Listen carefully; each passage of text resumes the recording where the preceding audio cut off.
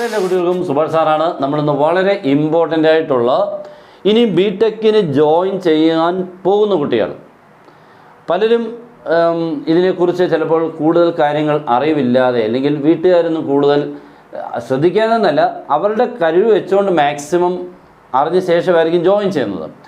എന്നാലും നിങ്ങൾക്ക് ഒന്ന് രണ്ട് കാര്യങ്ങൾ ഒന്ന് ശ്രദ്ധിക്കാൻ വേണ്ടിയുള്ള വീഡിയോ ആണ് ഇന്നത്തേത്. ഏറ്റവും ഇമ്പോർട്ടൻ്റാണ്. പിന്നെ ചില ഫാമിലീസ് അല്ലെങ്കിൽ ചില പേരൻസുകൾ അതിനെക്കുറിച്ച് കൂടുതൽ അറിഞ്ഞിട്ട് അല്ലെങ്കിൽ അറിയാൻ കഴിവുള്ളവരും ഉണ്ടല്ലോ, എല്ലാം ഉണ്ടല്ലോ. അപ്പോൾ അവരതിനെക്കുറിച്ചൊക്കെ അറിഞ്ഞിട്ടായിരിക്കും ഒരു കോളേജ് ജോയിൻ ചെയ്യുന്നത്.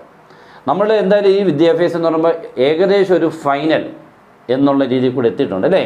നമ്മൾ അന്ന് തുടങ്ങിയതാ LKG തുടങ്ങിയതാ വണ്ടി അല്ലെങ്കിൽ വള്ളം തുഴയാൻ. ഈ തുഴഞ്ഞ് നമ്മൾ ഏകദേശം അപ്പുറത്തെ കരയ്ക്ക് എത്താൻ പോകുന്ന സമയമാണ്. ആ കരയ്ക്ക് എത്തുമ്പോൾ നമ്മളെ കാത്തിരിക്കേണ്ടത് നല്ലൊരു ജോലിയോ ഇല്ലെങ്കിൽ പ്രയോജനമുള്ള എന്തെങ്കിലും ആയിട്ട് വേണം നമ്മുടെ മക്കൾ ഇറങ്ങാൻ. അപ്പം അതിനുവേണ്ടി നിങ്ങൾ ഇത്തിരി ഒന്ന് പരിശ്രമിക്കണം, ഇത്തിരി ഒന്ന് വർക്ക് ചെയ്യണം. 4 വർഷത്തെ കോഴ്സ് ആദ്യമായിട്ടാണ് നിങ്ങൾ ഇത്രയും ഒരു ലോങ് ടൈമിൻ്റെ ഒരു കോഴ്സിന് പോകുന്നത്. അപ്പം അതിന് പോകുമ്പോൾ വളരെ ശ്രദ്ധിക്കണം. രണ്ടാമത് ഏറ്റവും കൂടുതൽ ക്യാഷ് സ്പെൻഡ് ചെയ്ത് പോകുന്നൊരു കോഴ്സും കൂടിയാണ്. അപ്പോൾ ഇത്തിരി ഒന്ന് ശ്രദ്ധിക്കണം എന്നുള്ളത് ഉറപ്പായി കഴിഞ്ഞല്ലോ. ഇനി അതിനൊരു മാറ്റം ഇല്ലല്ലോ, എല്ലാവരും ചെയ്യണം കേട്ടോ. നല്ലതുപോലെ എല്ലാം ശ്രദ്ധിച്ചിട്ട് വേണം പോകാൻ. നമ്മുടെ എല്ലാ കാര്യങ്ങളും ഞാൻ ഏകദേശം 5 കാര്യങ്ങളാണ് നിങ്ങളൊന്ന് ഓർമ്മപ്പെടുത്തുന്നത്.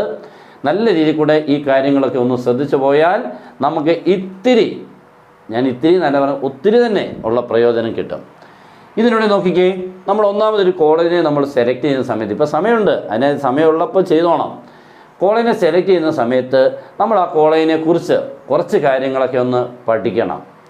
ഒന്നാമത്തെ നമ്മുടെ NBA അക്രഡിറ്റേഷൻ. നമ്മൾ ഒരു കോഴ്സിന് ജോയിൻ ചെയ്യുമ്പോൾ അതിന് അംഗീകാരമുണ്ടോ? ആരുടെ അംഗീകാരം? NBA ഉണ്ട്, നാക്കിൻ്റെ അംഗീകാരം എന്ന് കേട്ടില്ല. അതുകൊണ്ട് രണ്ടിൻ്റെ ഫുൾ ഫോംസ് ഇവിടെയുണ്ട്. NBA എന്ന് പറയുന്നത് നാഷണൽ ബോർഡ് ഓഫ് അക്രഡിറ്റേഷൻ ആണ്. നാക്ക് national assessment and accreditation council. ഈ 2 ബോഡികളാണ് നമ്മുടെ ഹയർ എഡ്യൂക്കേഷനെ നിയന്ത്രിക്കുന്നത് അല്ലെങ്കിൽ റെഗുലേറ്റ് ചെയ്യുന്നത്.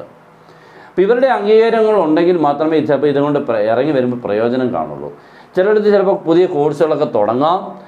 അത് പ്രത്യേകിച്ച് പ്രൈവറ്റ് കോളേജുകളായിരിക്കും, അവരൊക്കെ അതിനുള്ള കഴിവുള്ളവർ തന്നെയായിരിക്കും. ചിലപ്പം നാക്കിങ്ങിൻ്റെ അംഗീകാരം ചിലപ്പോൾ തുടങ്ങുമ്പോൾ ചിലപ്പോൾ കിട്ടണമെന്നില്ല, ചിലപ്പോൾ കിട്ടുക. അതൊക്കെ ഞാൻ പറയുന്നതെല്ലാം നിങ്ങൾ നോക്കി വേണം സ്റ്റാർട്ട് ചെയ്യാൻ. ഓക്കെ, അപ്പം ഏറ്റവും ഒരു വലിയൊരു ഇമ്പോർട്ടൻ്റ് ആണ് അക്രഡിറ്റേഷൻ്റെ കാര്യം. രണ്ടാമത്തേത് ആ കോളേജിനെ കുറിച്ചുള്ള പാസ് പെർസെൻറ്റേജ്. കഴിഞ്ഞ കാലങ്ങളിൽ ജയിച്ചത് എന്തുമാത്രം കുട്ടികൾ, ഇത്ര പേര് അവിടെ പഠിച്ചു, ഇത്ര പേര് ജയിച്ചു. ഏകദേശം അതിൻ്റെ കണക്കും ചിലപ്പോൾ നമ്മുടെ KTUവിൻ്റെ വെബ്സൈറ്റിലൊക്കെ ഉണ്ടാവാം.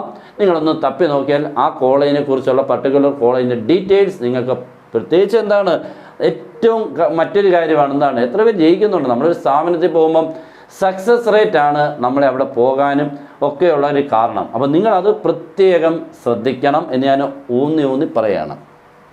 നെക്സ്റ്റ് അടുത്തത് മറ്റൊരു വലിയൊരെണ്ണം, ഡീറ്റെയിൽസ് എബൌട്ട് പ്ലേസ്മെൻറ്റ്. നമ്മൾ ഈ പ്ലേസ്മെൻറ്റ് എന്നൊക്കെ പറഞ്ഞുകൊണ്ട് ഒത്തിരി പറയുന്നുണ്ട്. കോളേജ് ചെല്ലുമ്പോൾ ഉണ്ടെന്നും പറയും, ശരിയായിരിക്കാം, ഉണ്ടാവാം. നിങ്ങൾ എന്നാലും ആ ഉണ്ടാവാം എന്നുള്ളതിനെ ഒന്ന് ബലപ്പെടുത്താൻ ഒന്ന് സെർച്ച് ചെയ്ത് നോക്കണം. എന്തുമാത്രം പ്ലേസ്മെൻറ്റ്സ് അവിടെ നടക്കുന്നു എന്നുള്ളതും ഏതൊക്കെ കോളേജുകൾ ഏതൊക്കെ കമ്പനീസുകളാണ് അവിടെ ഒന്ന് മീൻസ് ആൾക്കാരെ റിക്രൂട്ട് ചെയ്യുന്നതെന്നുള്ളതൊക്കെ ഒന്ന് കൃത്യമായിട്ട് നോക്കിയാൽ ആ കോളേജിൻ്റെ ക്രെഡിബിലിറ്റി നമുക്ക് ഇത്രയുടെ ക്ലിയറായിട്ട് മനസ്സിലാക്കാൻ പറ്റും. ഓക്കെ, അപ്പോൾ അത് നമുക്ക് വളരെ ഇമ്പോർട്ടൻ്റ് ആയിട്ടുള്ള മാറ്റം. അപ്പോൾ നോക്കിക്കേ, ഒന്നും മെച്ചം, ഒന്നുമേ മോശമല്ലാത്ത കാര്യങ്ങളാണ് ഞാൻ ഓരോന്നും നിങ്ങളെ ഓർമ്മപ്പെടുത്തുന്നത്. വളരെ ശ്രദ്ധിക്കണം. നിങ്ങൾക്കറിയാവുന്നിടത്തോട്ടൊക്കെ മാക്സിമം ഇതൊന്ന് ഷെയർ ചെയ്തേക്കണം.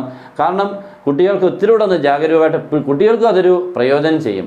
പേരൻസിനേക്കാളും കുട്ടികൾക്കും ഇത് പ്രയോജനപ്പെടുന്നെങ്കിൽ നല്ല. കാരണം അവർ പോകുന്ന കോഴ്സും അവർ പോകുന്ന കോളേജ് എല്ലാത്തിനെക്കുറിച്ചും കൂടുതൽ അവയർനെസ് അവർക്ക് കിട്ടും. ഇച്ചിരി അവരൊന്ന് സീരിയസ് ആവും കാര്യങ്ങളിൽ. ഓക്കെ, നെക്സ്റ്റ് നമുക്ക് പറ്റുന്നെങ്കിൽ ഓൾഡ് സ്റ്റുഡൻസ് ഫീഡ്ബാക്സ് എന്നുവെച്ചാൽ നേരത്തെ പഠിച്ച കുട്ടികളുടെ എന്തെങ്കിലുമൊക്കെ ഫീഡ്ബാക്ക് ചിലപ്പോൾ നമ്മുടെ സൈറ്റിൽ കാണും. അവരുടെ കോളേജിൻ്റെ ഇതെങ്ങനെ ഞാൻ പഠിച്ചിറങ്ങിയത്, ഇങ്ങനെ ഒന്നും നല്ല കോളേജായിരുന്നു, കുഴപ്പമില്ല, നല്ല ടീച്ചേഴ്സ് ഉണ്ട് എന്നൊക്കെയുള്ള ചിലപ്പോൾ ഫീഡ്ബാക്ക് കിട്ടിയാൽ, ഏതെങ്കിലും രീതിയിൽ കൂടെ കിട്ടിയാൽ നിങ്ങൾക്കത് നല്ലൊരെണ്ണം. കാരണം എത്ര വർഷം കൊണ്ട് അത് ആ കോളേജ് അവിടെ ഉണ്ട് എന്നുള്ളത് ഇമ്പോർട്ടൻ്റ് അല്ലേ.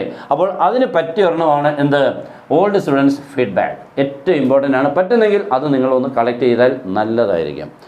നെക്സ്റ്റ് അവിടുത്തെ ടീച്ചേഴ്സ്, ഫാക്കൽറ്റീസ് എന്തൊക്കെയാണ്, മീൻസ് ഏതൊക്കെ ടീച്ചേഴ്സ്, ചിലപ്പം പെർമനൻറ്റുകാർ കാണും, ചിലപ്പോൾ ടെമ്പററി കാണും. ഓക്കെ, അപ്പം അങ്ങനെ ഒരു സംഭവമുണ്ട് കേട്ടോ. ചിലപ്പം അങ്ങനെ കുറച്ച് നാളത്തേക്ക് നല്ല ആൾക്കാർക്ക് ചിലപ്പം വന്ന് അവിടെ ഒന്ന് പഠിപ്പിച്ചിട്ട് ചിലപ്പോൾ പോകാം.